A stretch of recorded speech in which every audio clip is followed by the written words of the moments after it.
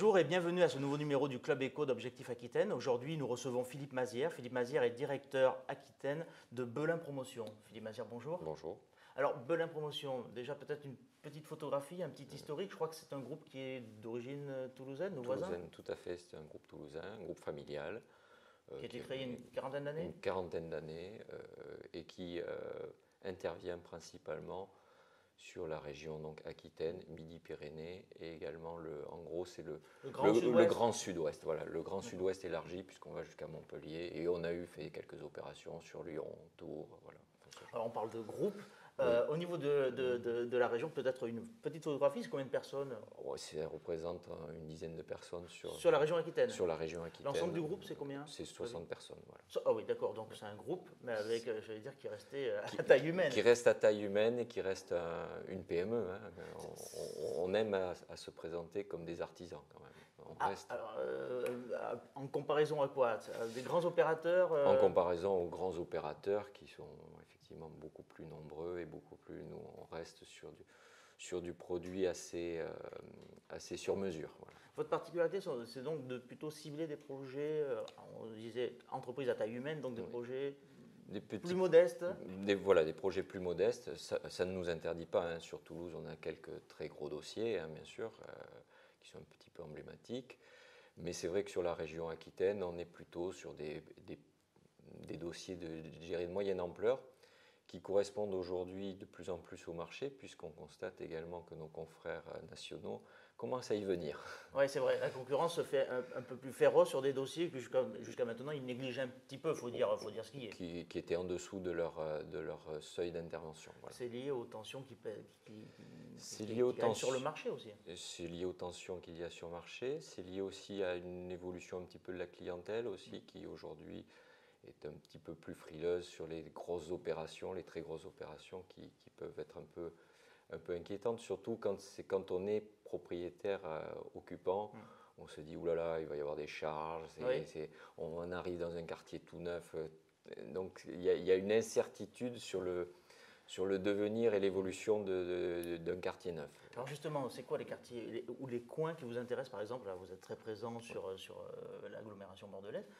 Qu'est-ce qui vous intéresse tout particulièrement? C'est quoi les niches que vous visez particulièrement? Ce sont un petit peu des produits un petit peu atypiques avec des logements bien placés. Ça, c'est le critère fondamental pour nous. Près du tram, les commerces, les services, les transports en commun. Alors, certains ont des spécificités, certains on n'a pas le tramway à côté, mais il a un autre atout. On est dans un espace vert très qualitatif. Enfin, à chaque fois, il faut qu'il y ait quelque chose qui se dégage. Alors que bien sûr, quand tout se dégage en même temps sur le même projet, c'est encore mieux.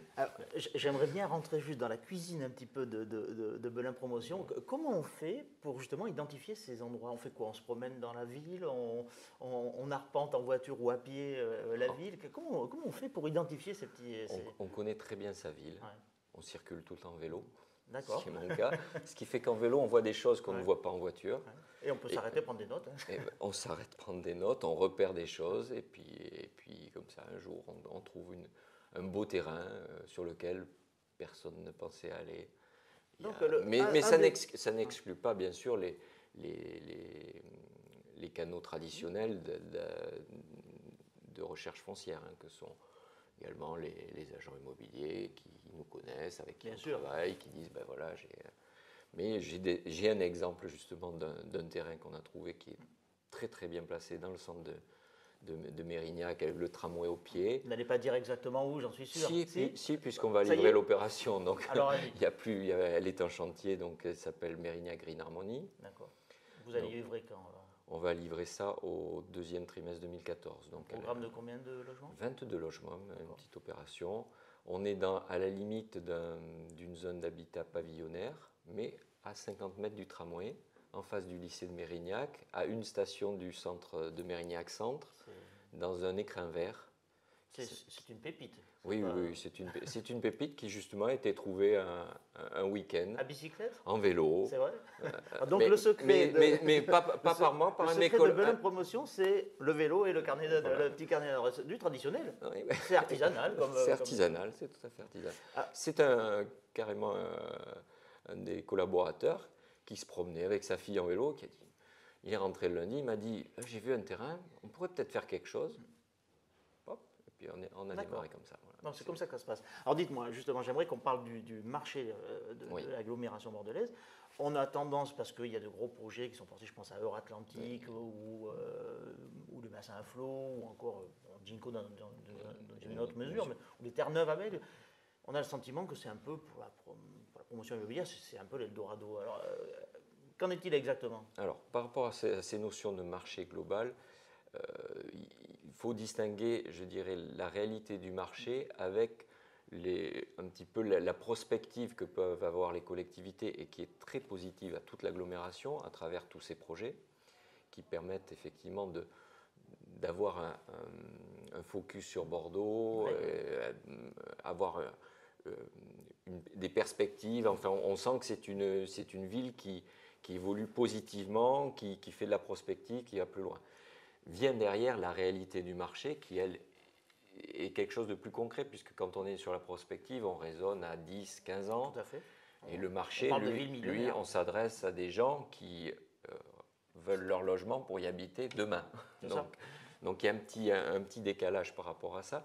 Et c'est vrai que Bordeaux est une ville, enfin Bordeaux et la communauté urbaine de Bordeaux sont un marché qui se tient bien par rapport aux autres agglomérations, qui a une bonne tenue, mais qui, comme l'ensemble du marché du logement collectif libre, a subi entre 2011 et 2012 une baisse quand même de 30% de l'activité. Donc il ne marque le pas, contrairement à ce qu'on pourrait imaginer. Il ne marque le pas, mais les prix se tiennent. Et lorsque vous avez une opération qui a les critères fondamentaux, la commercialisation est normale. D'accord, elle se fait sur des bases saines. Finalement, ce marché demeure sur des bases plutôt saines. C'est un marché qui est sain parce que l'offre n'est pas en démesure avec la capacité du marché. En l'état actuel, je dirais que le marché la commercialisation a diminué, l'offre a suivi. C'est-à-dire qu'on a des opérateurs qui sont assez responsables et qui s'adaptent à ce marché. Donc, ce qui est quand même très très sain. Ce qui est intéressant aussi de voir, c'est un petit peu une évolution de ce marché. On est passé sur les 2-3 dernières années de 75% d'investisseurs, donc 3 quarts, 1 quart résidence principale. Et la tendance aujourd'hui, on est 2 tiers investisseurs, 1 tiers résidence principale. Donc une évolution vers la résidence principale, avec quand même une difficulté en termes de prix pour les gens qui veulent acheter pour y habiter, puisque le prix moyen en mètre carré habitable sur la Cube, sur l'ensemble de la Cube, parking compris, est aujourd'hui à 3 700 € TTC du mètre carré habitable. Et là, il n'y a pas les avantages qui peuvent exister sur des programmes comme le Dufau, par exemple. Ce qui est un petit peu difficile pour toute une frange pour toute une frange de la population. Alors, on constate quand même des évolutions très positives. C'est qu'aujourd'hui, il y a une prise de conscience collective et à la fois avec les collectivités à travers l'opération 50 000 logements qui a pour objectif effectivement de créer une offre adaptée à cette population active qui aujourd'hui est un peu rejetée hors de l'agglomération.